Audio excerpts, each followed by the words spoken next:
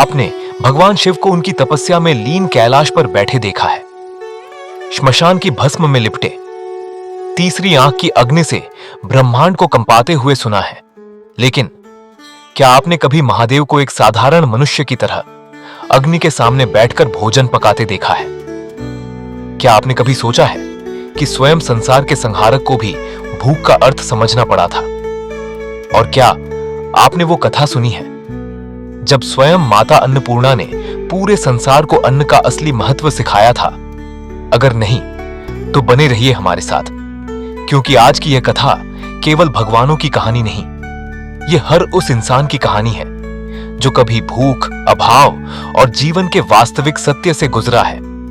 आज हम जानेंगे कैसे माता अन्नपूर्णा ने स्वयं महादेव को सिखाया कि अन्न केवल भोजन नहीं, साक्षात ब्रह्म है।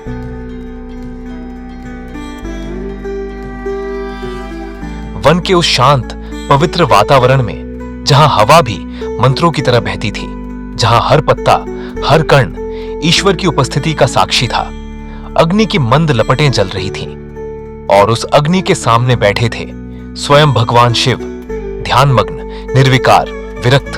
उनके सामने थी माता अन्नपूर्णा, करुणा, पोषण और सृष्टि की धारा का जीवंत रूप। लेकिन उस दिन कुछ ऐसा होने वाला था जो पूरे ब्रह्मांड को एक गहरी सीख देने वाला था।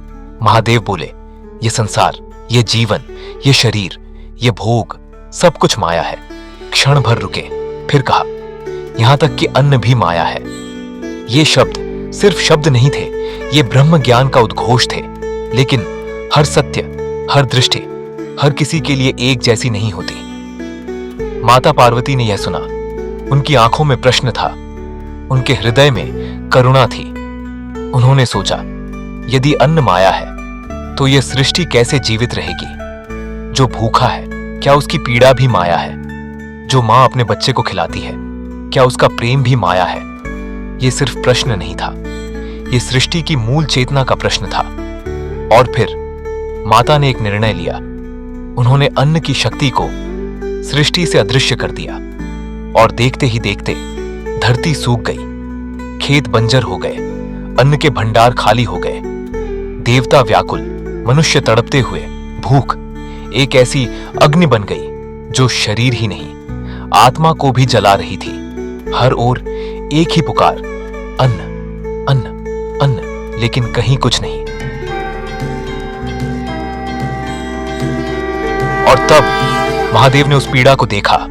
महादेव जो विरक्त थे, उन्होंने पहली बार भूख को महसूस किया। उन्होंने देखा, यह सिर्फ शरीर की आवश्यकता नहीं है, यह जीवन का आधार है, यह करुणा का स्वरूप है। महादेव उठे और चल पड़े काशी, जहां ज्ञान और भक्ति का संगम है। लेकिन इस बार वे भगवान नहीं थे, वे एक भिक्षुक थे। काशी में एक दिव्य दृश्य प्रकट हुआ। माता पार्वती अब अन्नपूर्णा रूप में थीं, हाथों में अन्न से भरा पात्र, चेहरे पर करुणा और आंखों में मां का प्रेम। महादेव जो कभी किसी के सामने नहीं झुके, आज अपने ही अंश के सामने खड़े थे, विनम्र, शांत और भूखे। उन्होंने भिक्षा मांगी।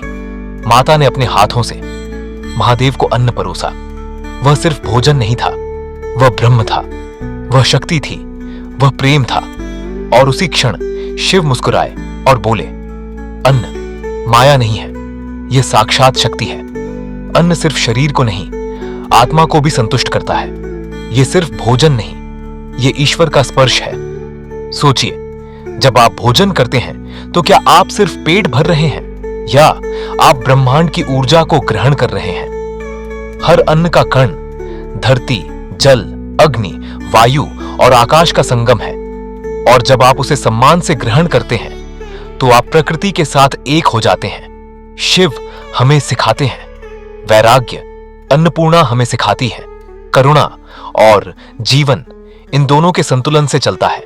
जिस घर में अन्न का सम्मान होता है, वहां केवल भोजन नहीं, वहां लक्ष्मी का निवास होता है। और जहां अन्न का तिरस्कार होता है, वहां अभाव अपने आप आ जाता है। अन्नपूर्णे सदा पूर्णे, शंकर प्राण वल्लभ है। ज्ञान वैराग्य सिद्ध्यर्थम भिक्षाम देहि च पार्वती। अगली बार जब आप भोजन करें तो जल्दी में मत खाइए, रुकिए, देखिए, महसूस कीजिए, ये सिर्फ खाना नहीं है, ये माता अन्नपूर्णा का आशीर्वाद है। महादेव ने सिखाया ज्ञान, माता ने सिखाया जीवन, और दोनों ने मिलकर सिखाया अन्न ही ब्रह्म है।